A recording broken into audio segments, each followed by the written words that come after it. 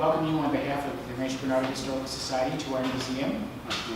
And I'll just quickly mention the next program, October 8th. October is National Family History Month, and in honor of that month, we're going to present a special two-part program dealing with family history. At 9:30, Peggy Rossi, who you briefly met here, who in addition to being our museum collections manager, is also co-owner, co-founder with myself of Story Seekers, a family history research company, and she will be giving a talk on getting started in family history research.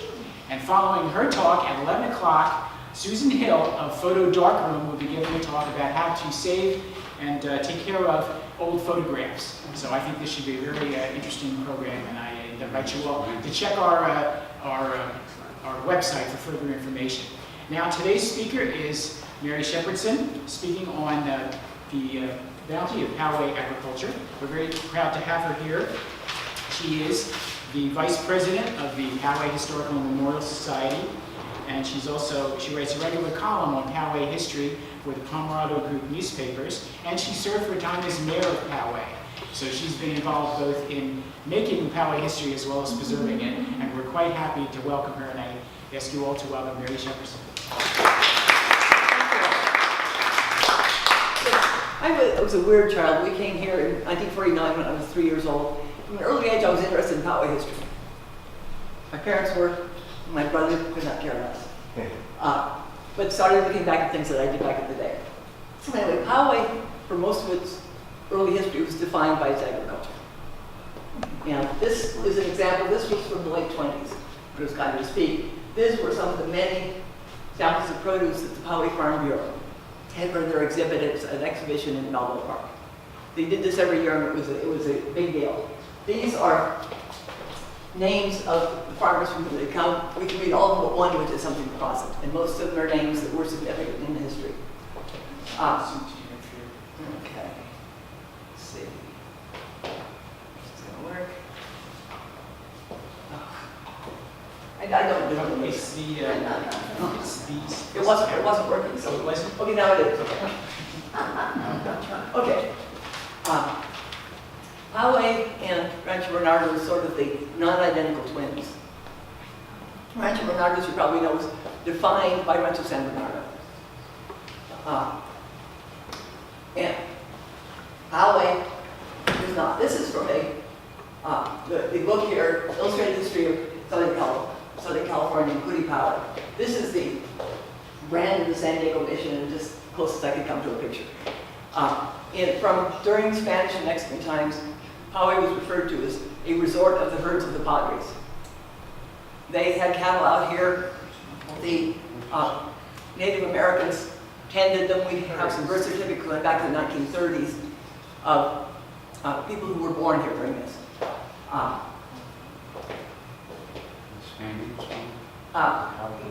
No, they were Native Americans. These were not Spaniards who were born here. And this comments, pardon me, it's kind of part of the big Rancho Bernardo. But it says Poway was not caught in the strangling loop of the Mexican grant. So it was, the grant for Poway was awarded to Rosario Aguilar. He never took possession of the land, so it remained private land. And when it became California, it became a state. It became California property. So in 1858,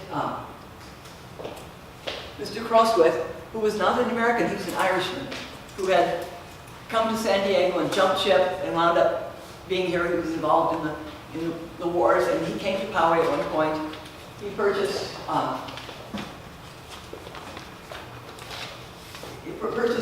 1,138 acres in Poway for $250 for a cattle ranch.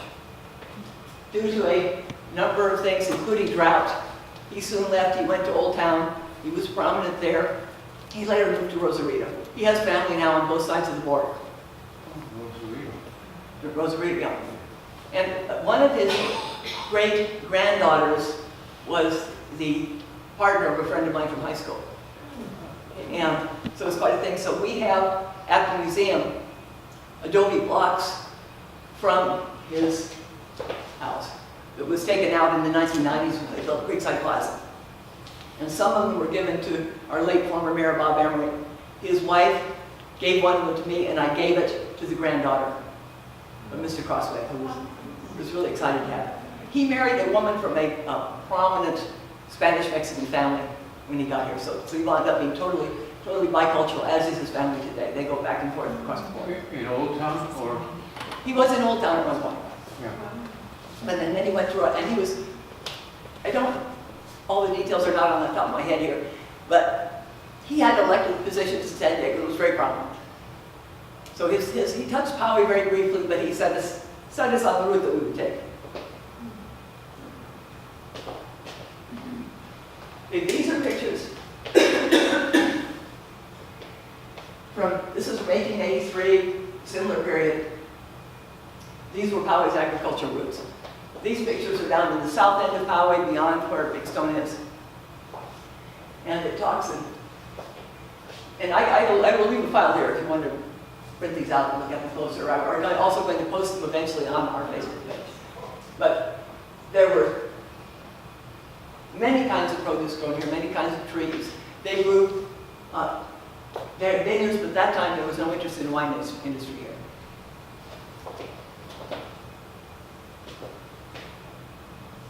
This was S.G. Blaisdell, who started farming in the same area.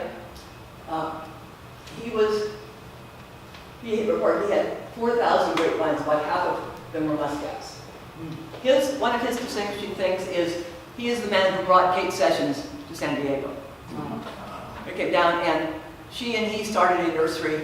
He had the Poway nursery for many years, was the only nursery around, and grew a lot of crops. So it's all interwoven.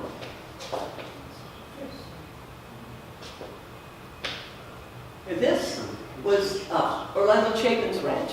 He was a Poway pioneer. He also was one of the two men who subdivided what is now Old Poway. And this is again from the same book, and I'll make sure that it has the information from the book so it can be shared, because it was a really interesting look at it from outside back in the day. They talked about the rain and how beneficial it was for crops. That's not so much anymore. Ever now, place.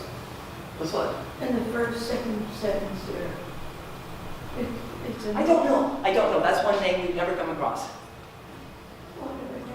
There was very little record keeping from the early 1890s, so you can look, maybe someday we'll find it. I found things I didn't think I would ever going to find. Yeah. So it was a stagecoach mail route? It was a mail route?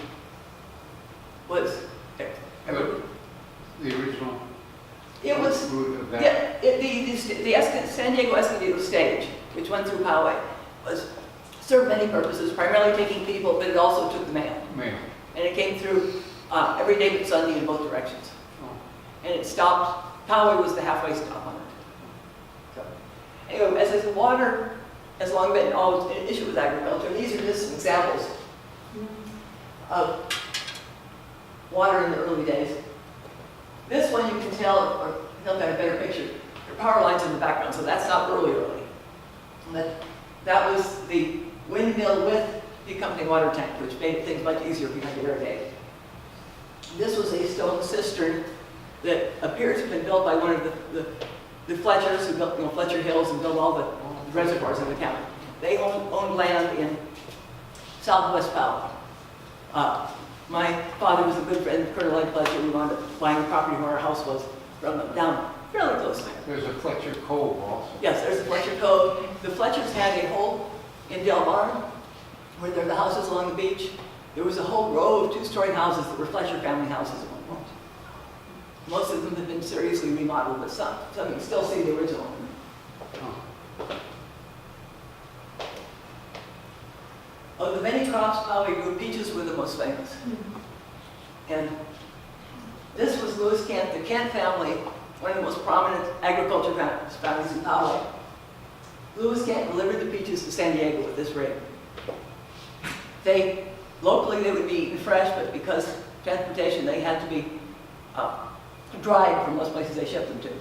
And the Poway peaches apparently were famous even back east. Lewis Kent was famous because when he sold you a box of peaches, the good ones weren't all on top. And it earned him endless praise for this.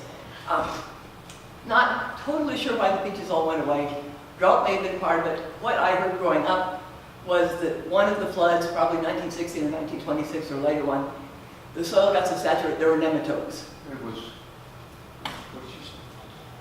And the nematodes supposedly got on the roots of the peach trees and destroyed them. There are still some peach trees at Poway. There were some that survived.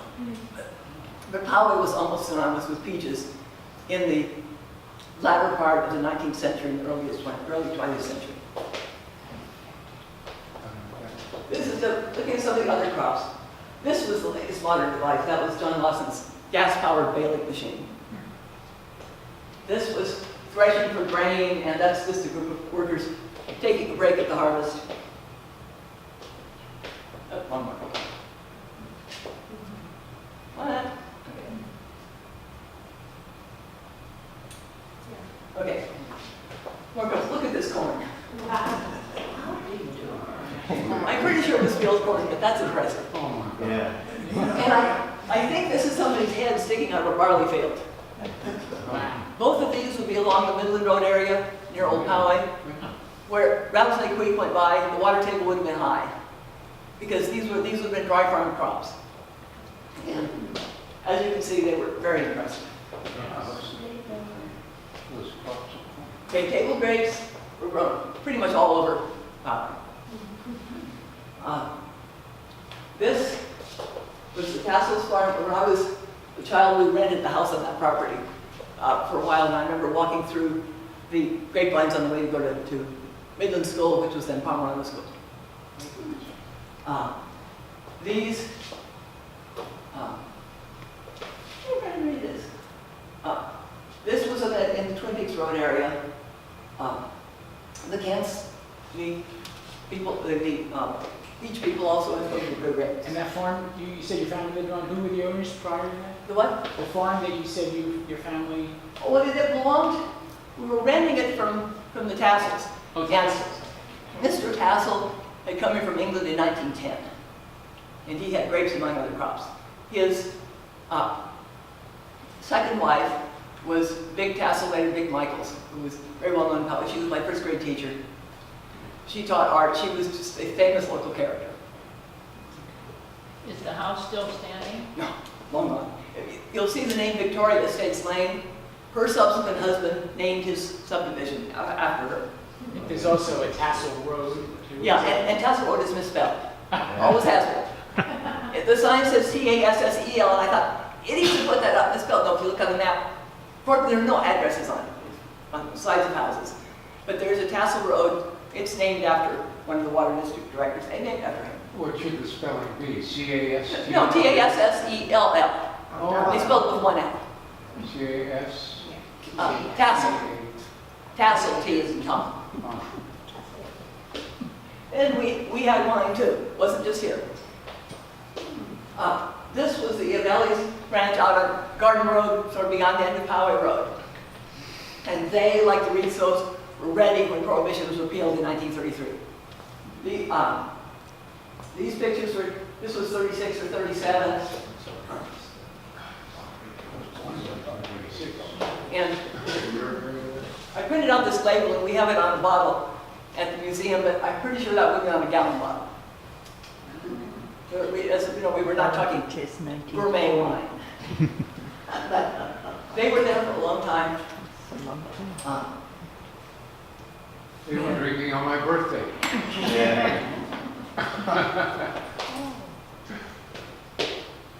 Field crops, this is just a couple of examples of the many field crops they grew. This is Tooth Lock at the end of Twin Peaks Road. You see it? This is one of the few places in Poway, probably, where they would have the proper soil for growing potatoes. It would have to be deep and loose, and so had to be along the creek. As we know, most of the soil here is either decomposed granite or clay. But in the valleys of Poway, there tends to be bottom soil that's washed down, and it tends to be very good for agriculture. watermelons. This was very near where the winery was.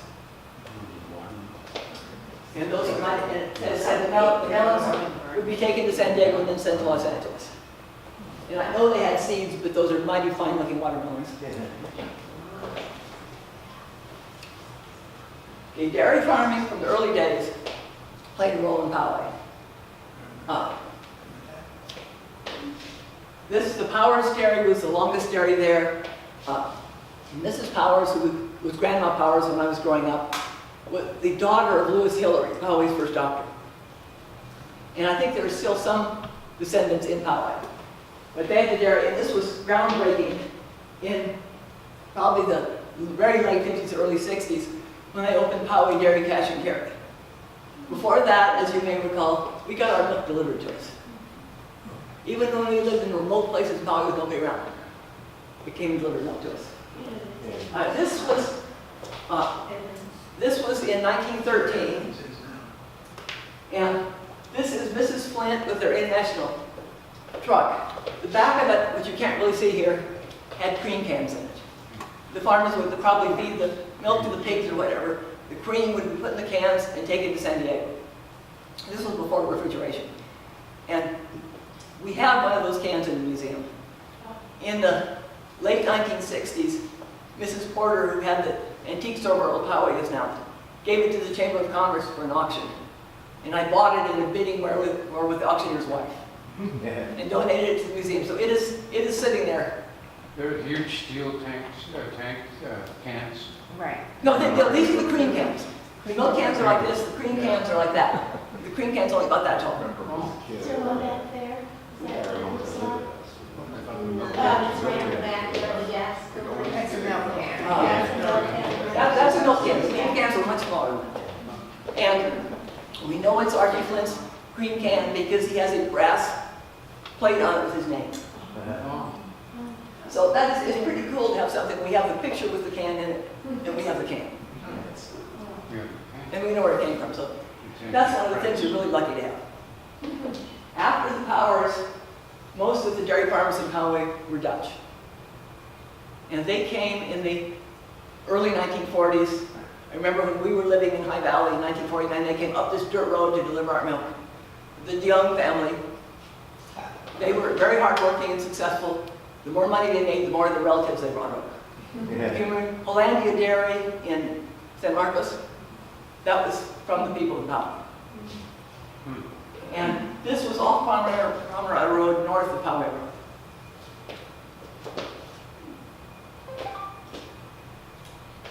Poultry was largely turkeys in Poway, although there were some chickens. This is the Frank home, which he was one of the early farmers, and this is about where Target Center is now. And this one is undated, but it's a woman with a bunch of turkeys. I think it's a great picture. This was the Blondes Turkey Ranch, which is where Walmart is now. And these were the Millards. I went to school with their children. They had turkeys up off what's now Millards Road, which is past Espola Road, going up on Poway Road. And they sold primarily turkey eggs rather than selling turkeys. Turkey eggs. Now, whether they were eating them or growing turkeys from them, I didn't ask. Okay, now this picture, Johnny Lawson with a gang plow. This has nothing to do with the narrative, except for I believe this was taken in what is now Rancho Bernardo. This, I think, is the Montiel home, which was where Summerfield Estates is now, right at the, on Espola Road at the boundary between Poway and Rancho Bernardo. There was a knoll there, and there was a two-story white house on it with trees. When I was an early teenager, we had friends who had horses there. We spent a lot of time there. And at that time, this area was in alfalfa, which they fertilized with pig manure. It didn't smell very good. Anyways, I said, it's kind of a tie-in between the two that I thought was interesting. Who's that in the picture? Who's that? The name? I see it in the John Lawson. Oh, John Lawson. Yeah. John. Yeah, there were so many Lawsons that the Merton School in Poway, South Poway, in the early days, about half of the students were Lawsons. They were a prolific family. Now, John I knew in his later years. He was a friend of my dad's. And he had cattle, he had some cattle. He lived on Oak Knoll Road where the temple is now, whatever it is. And he had his house there. And he had cattle where Poway Portals is on the west end of Poway Road. And when I was a girl, we were going for a walk and went by and one of his cows was having a calf. So we children got to see a calf being born. Pretty cool. Okay. After World War II, I think a lot of men wanted to be farmers. Get away with it. One of them was my father. In 1949, we moved to High Valley, brought by Jack Sparkman, who started the Alberta Country Club, which became Stone Ridge. He made his money with Hawaiian Punch. He was an entrepreneur and promoter. So most of High Valley, we got some of it. We're planting lemon trees. You can see the pipes for water. I don't know what this was they were planting. And they dug deeper and deeper wells and saved them in a reservoir, which was up on the top of High Valley. That's me right there. And this would have been about 1952. And then in 1952, they realized they were running out of water and they needed to do something. So a group of men, including my father, got together. The aqueduct was already going through Poway. We just didn't have any access to it. We couldn't just use the bottled water. And so this group of men got together and formed a group to study this. And I can't read this, okay. Here's Harry Tassel again. My father was the chairman. Harry Tassel, Wilmer Williams, who was the manager of Alberta Ranch.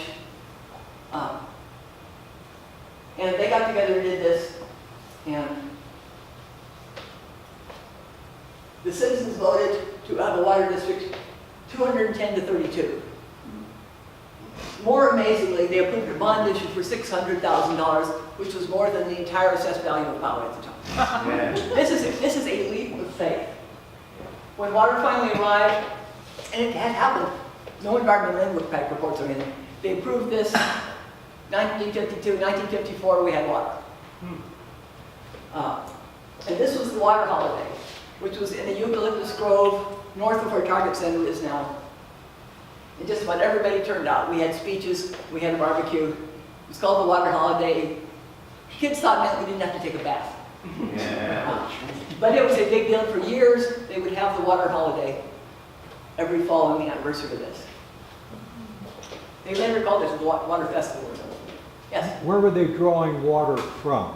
Colorado River. Okay, by way of pipe? And the aqueduct that comes through here. Okay, in that aqueduct? okay. Yeah, that was the first barrel. The second one went in later, but yeah, it was coming through. So they tapped into it. This is Bridlewood. This is my dad. This is Les Berglund, who was the foreman for the district.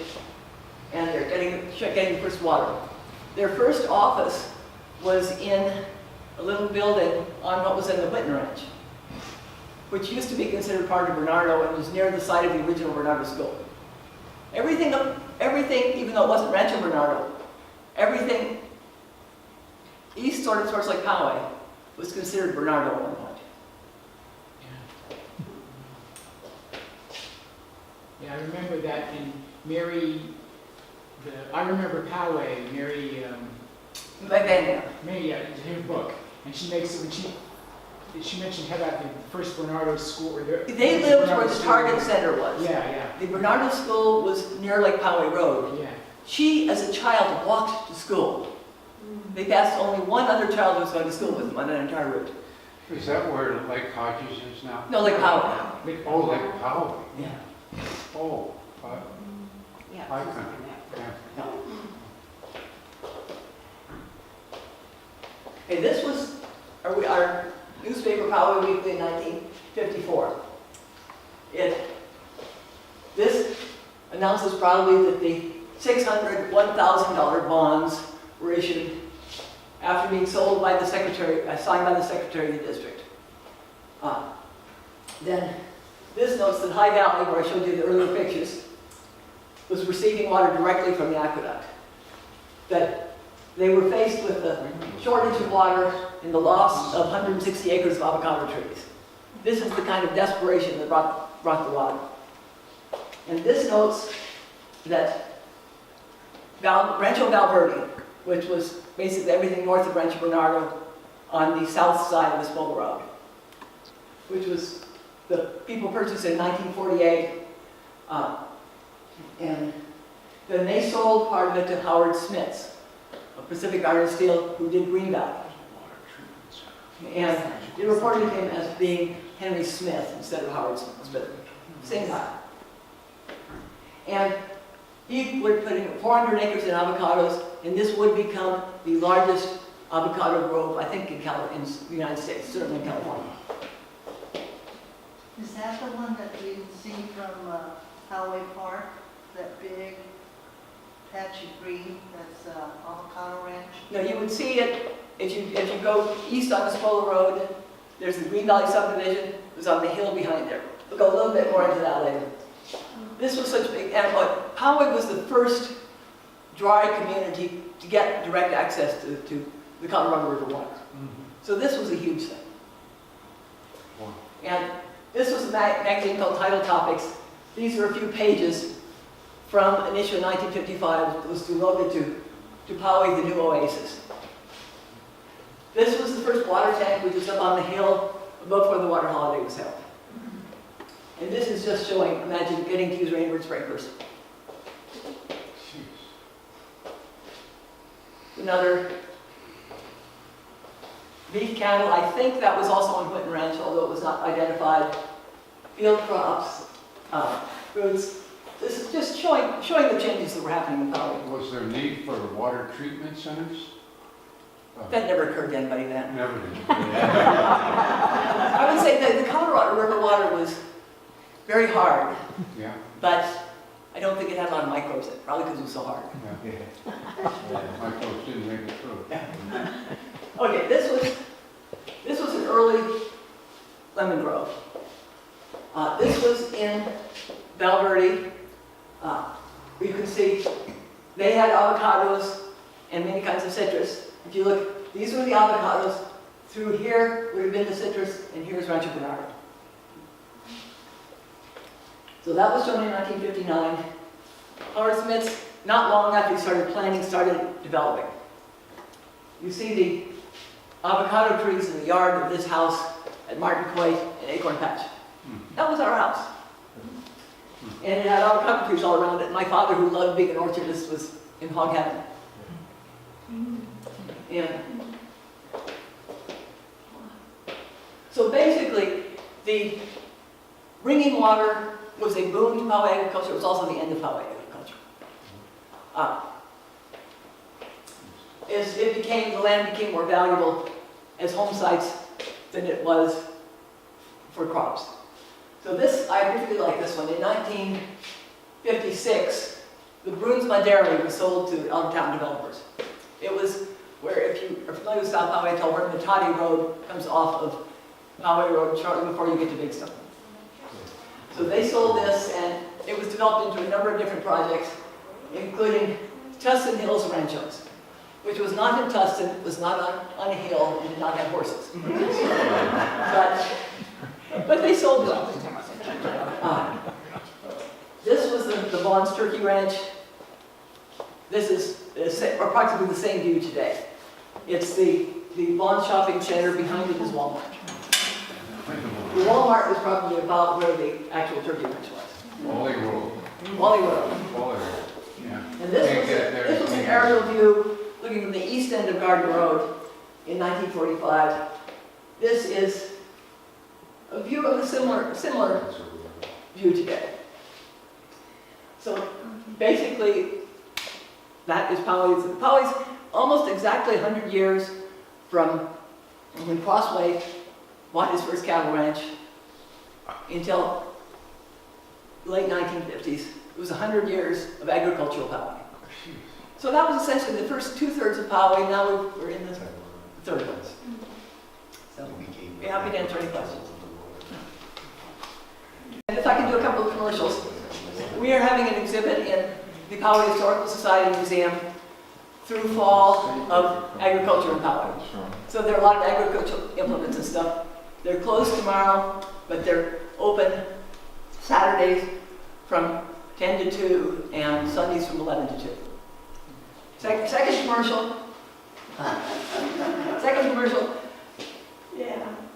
Sunday, September 18th, we're having our third annual Poway History Tour, which is essentially an open house. The Community Church's historic chapel, built in 1886, will be open with docents explaining what's going on. The Dearborn Cemetery, also dated 1886. Well, they do a great job. They mark with flags the significant graves there. And they have a little brochure they pass out that explains who the people are there. Many of our early people, including John Dearborn, who was the first person to be buried there, and it's got named after him. It was donated by Dr. Hillary, who was an amazingly charitable person. He donated land for community church, although it was later built someplace else. And he was also a farmer. He grew alfalfa and other things. So Dearborn Cemetery, also for, if you want to go way back, the I cannot pronounce it. Kamei Interpretive Center that has the Native American exhibits is fascinating. They're going to have docents on that. The museum and the historic Nelson House will also be open extended hours. Is all of that currently advertised on the internet? It's on our Facebook page. And I think the city of Poway is listed on there as well. I have a couple of them here. But that shouldn't mention the place that is not listed. Well, yeah, there is be one of the historic homes, which is the Plaisted House, which is in the old Poway area. We don't list it on there because we don't want to put a private home's address on it. But the information will be at the museum. And it's a great old house, and they've lovingly restored it. We can make copies. Yeah, I bought 5 of them so you can make more copies. Uh-huh. But it's pretty good. As I said, it's no charge. We welcome donations, of course. But I think it's a pretty good event. It's a chance to go in and take a close look at the things that were historic to this area. Two of them old, and one of them really old. Place I wanted to ask about, the guy who edited the Poway Progress newspaper for a few years, Mr. Parnell. Yeah. And there's a picture of his farm in, as I remember, It's Poway. about where City Hall is. Is that what, okay, great, City Hall, okay.